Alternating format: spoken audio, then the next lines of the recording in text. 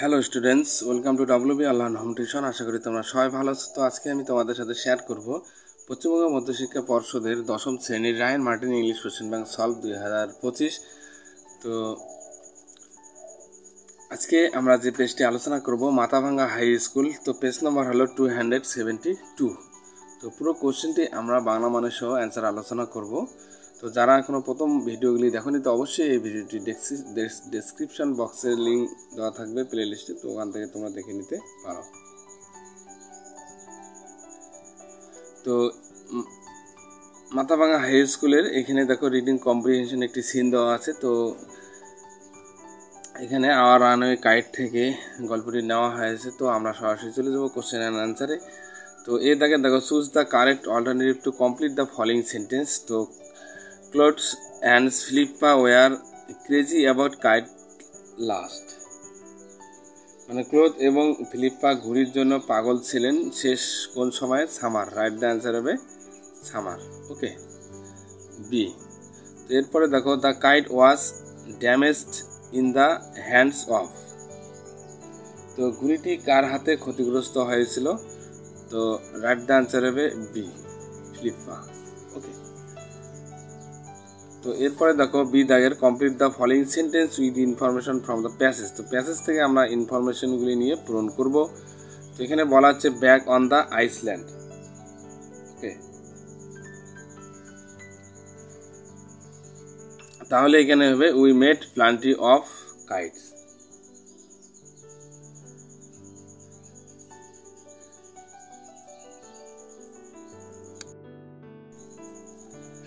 এরপরে নাম্বার 2 দেখো one day. তো একদিন কি হলো? There was a grand wind for kite flying, মানে ঘুড়ি উড়ানোর জন্য যথেষ্ট ভালো বাতাস ছিল আর কি। তো এরপরে দেখো সি দাগের answer the following question how was the kite damage. তো ঘুড়িটি কিভাবে ক্ষতিগ্রস্ত হয়েছিল? তো the kite damage I tripped and felt over the rocks, my elbow went clear through the kite making a big hole. Okay, এরপরে দেখো দুইয়ের দাগে read the following poem and answer the questions given below. তো এখানে একটি poem দেওয়া আছে my own true family থেকে। তো আমরা এই পোয়েমটি সরাসরি চলে যাবো কোশ্চেন অ্যান্ড অ্যান্সারে। তো চুজ দ্য কারেক্ট অল্টারনেটিভ। তো শি রিফার্স, তো এখানে শি বলতে কাকে বোঝানো হচ্ছে? রাইট দ্য অ্যান্সার হবে নেচার, বি। তো এরপরে দেখো the old woman kept the secret in her. তো বৃদ্ধ মহিলাটির কাছে কি সিক্রেটের বিষয়টি কি ছিল আর কি, তার গোপনটা কি রেখেছিল? গোপন কোথায়? তো little bag. Right the answer হবে এ, লিটিল ব্যাগ। তো এরপরে দেখো বি দাগের অ্যান্সার দ্য ফলোইং কোশ্চেন্স। তো why did the narrator become টুইক awake. তো বর্ণনাকারী কেন দুবার মানে জাগ্রত হয়েছিল আর কি। তো এখানে the narrator became টুইক awake she opened up her little bag, যখন তার ছোট্ট ব্যাগটি খুলেছিল আর কি। ওকে, তো বন্ধুরা এরপরে এখানে একটি রিডিং কম্প্রিহেনশন আনচিন আছে। তো পুরো আনচিনটি আমরা বাংলা মানে সহ অ্যান্সার আলোচনা করব। তো India has formally updated its nationally determined contributions to fight climate change, confirming to the United Nations apex body that it will reduce the emissions intensity of its gross domestic products GDP by 45% from 2005 level by the year 2030, and to have installed capacity for non-fossil fuels basis power source equivalent to the country's 50% requirement by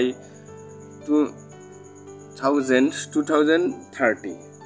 তো ভারতে আর কি আনুষ্ঠানিকভাবে জলবায়ু পরিবর্তনের বিরুদ্ধে লড়াই করার জন্য তার আর কি জাতীয়ভাবে আর কি নির্ধারিত অবদান আপডেট করেছেন, মানে যেটা জাতিসংঘের শীর্ষক সংস্থা নিশ্চিত করেছে যে 2030 সালের মধ্যে 2030 সালের মধ্যে 2005 স্তর থেকে প্রায় 45% তার মোট দেশীয় পণ্যের নির্গমনের তীব্রতা হ্রাস করবে আর কি, যা 2030 সালের মধ্যে দেশের প্রায় 50% প্রয়োজনীয় সমতুল্য অজীবাশ্ম জ্বালানি নন ফসিলস অজীবাশ্ম জ্বালানি ভিত্তিক শক্তির উৎসগুলির জন্য ইনস্টল করা হবে আর কি, ইনস্টল করার ক্ষমতা থাকবে।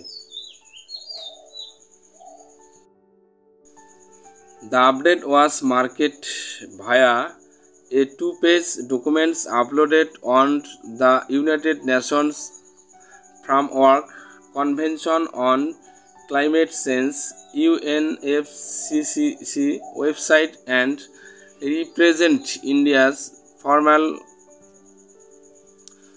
commitments to the Paris Agreement's legally binding international treaty on climate change।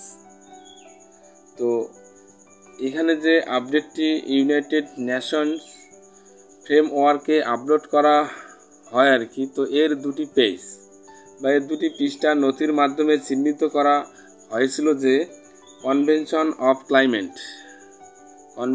On climate change. তো ওয়েবসাইটে এই প্যারিস চুক্তিতে আর কি ভারতের আনুষ্ঠানিক প্রতিনিধিত্ব করে, ভারত আর কি আনুষ্ঠানিক প্রতিশ্রুতির প্রতিনিধিত্ব করে, যা জলবায়ু পরিবর্তনের উপর আইনত বাধ্যতামূলক আন্তর্জাতিক একটা চুক্তি। তো the second quantifiable goal will be implemented with the help of transfer of technology and low-cost international finance, including from Green Climate Funds, the document stated। তো দ্বিতীয় পরিমাপযোগ্য লক্ষ্য প্রযুক্তি হস্তান্তরের সাহায্যে বাস্তবায়ন করা হবে এবং গ্রিন ক্লাইমেট ফান্ড সহ কম খরচে আন্তর্জাতিক অর্থায়নের নথিতে এই কথাগুলি বলা হয়েছে। তো in other words it is particularly conditionals on climate finance from rich nations senior environment minister official set.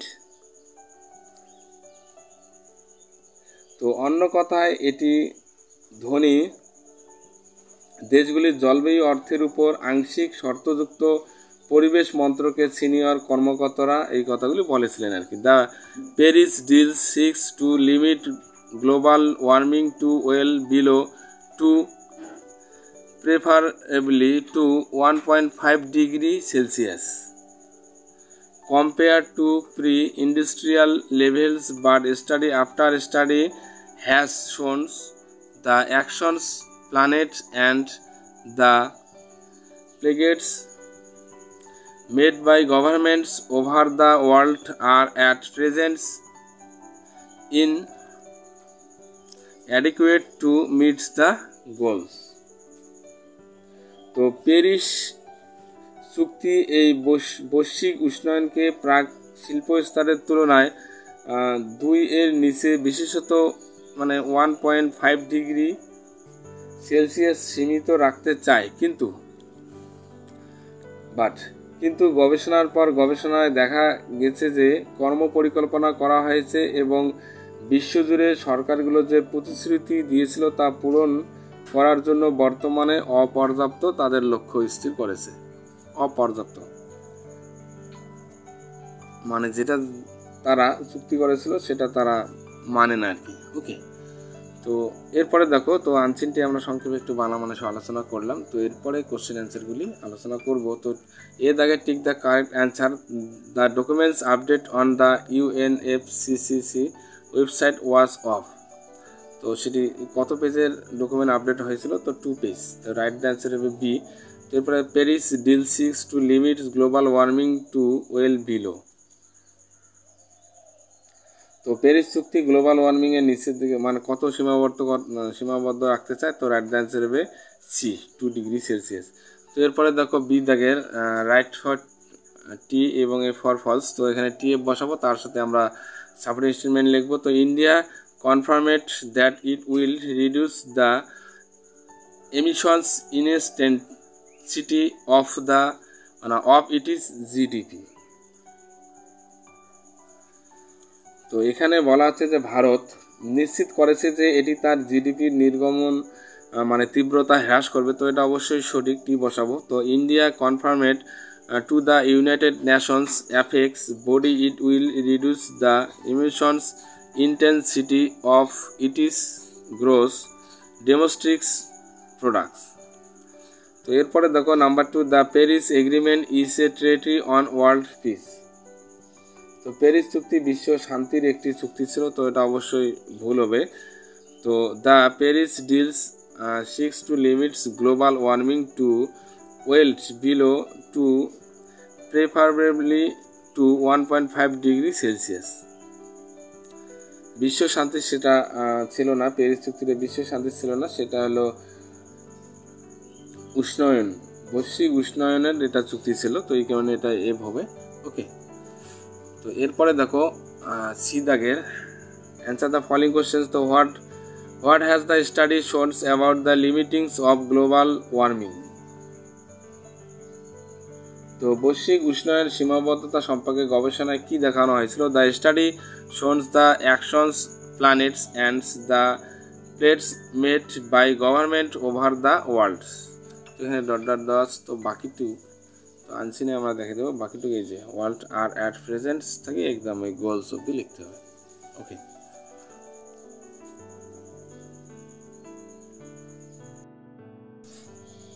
এরপরে দেখো number 2, how will the second quantifiable goals be implemented. তো দ্বিতীয় পরিমাপযোগ্য লক্ষ্য কিভাবে বাস্তবিত হয়? The second quantifiable goals will be implemented with the help as transfer of to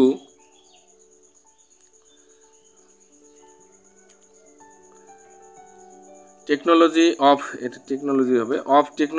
and low cost international finance. ওকে বন্ধুরা, এরপরে আমরা আলোচনা করব গ্রামার অ্যান্ড ভোকাবুলারি যে কোশ্চেনগুলি দেওয়া আছে। তো 4 দাগের fill in the blanks with appropriate article and preposition. Next day father went and brought and Ether and Dig and Mimi with him. They have been here ever since. And Ether is a deer and Dig and Mimi are two jolly for words. তো এটা our runaway kite থেকে unit 3 থেকে এই তোমার appropriate article and প্রিপোজিশনের লাইনগুলি তুলে দেওয়া হয়েছিল। তো এরপরে দেখো 5 দাগের ডু অ্যাজ ডাইরেক্টেড। তো gold cost more than silver. তো চেঞ্জ দ্য ডিগ্রি করব। তো silver is not as costly as gold.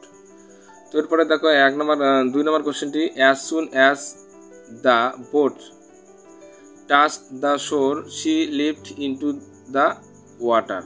তো টার্ন ইনটু দ্য আমরা এটাকে কি করব? Negative sentence. তো এটাকে আমরা কি করব? নেগেটিভ সেন্টেন্স তৈরি করব। তো no sooner had the boat reach the shore then she left into the water. এরপরে দেখো number 3, the policeman said to the thieves where have you keep the stolen goods. তো change the mode of narration করব। তো the policeman asked the thieves where he had keeped the stolen goods. Okay, এরপরে 4 দাগে the teacher delivered a lecture to a group of students. তো change the voices. তো the teacher was delivered a lecture to a group of students. তো এরপরে দেখো 5 দাগে he knows every landmark. তো change the complex sentence তৈরি করব। তো he knows how the every landmark. তো এরপরে দেখো 6 দাগে এখানে একটি ফাইন আউট ওয়ার্ডস দেওয়া আছে। তো আনসিন থেকে আমরা খুঁজে এই সমর্থক ওয়ার্ডগুলি লিখবো। তো অ্যাবেল টু বি মেজারেড। তো এখানে পরিমাপ করতে সক্ষম, তাহলে কোয়ান্টিফাইবল। তো এরপরে দেখো number 2, having the same amounts, মানে একই পরিমাপ মানে পরিমাণে থাকা আর কি। তো ইকুইভ্যালেন্ট হবে এখানে। তো এখানে একটি রাইটিং স্কিল দেওয়া আছে। তো রাইট এ imaginary dialogues তো between you and the famous personality on the needs for female education for the development of the country। মানে দেশের উন্নয়নের জন্য নারী শিক্ষার প্রয়োজনীয়তা নিয়ে একটি মানে একজনকে বিখ্যাত ব্যক্তির মধ্যে একটি কাল্পনিক সংলাপ লিখতে হবে আর কি, ডায়লগ। ওকে, তো বন্ধুরা ভিডিওটি কেমন লাগলো অবশ্যই কমেন্ট বক্সে জানাবে, এবং নতুন হয়ে থাকলে অবশ্যই চ্যানেলটিকে সাবস্ক্রাইব করবে এবং বন্ধুদের মধ্যে বেশি বেশি করে শেয়ার করবে। তো যারা এখনও প্রথম দিকের ভিডিওগুলি দেখোনি, তো অবশ্যই এই ভিডিওটি ডেসক্রিপশন বক্সে প্লেলিস্টের লিঙ্ক দেওয়া আছে, তো সেখান থেকে তোমরা দেখে নিতে পারো। Please subscribe my channel. আমার ভিডিও দেখার জন্য তোমাদের সবাইকে অসংখ্য ধন্যবাদ।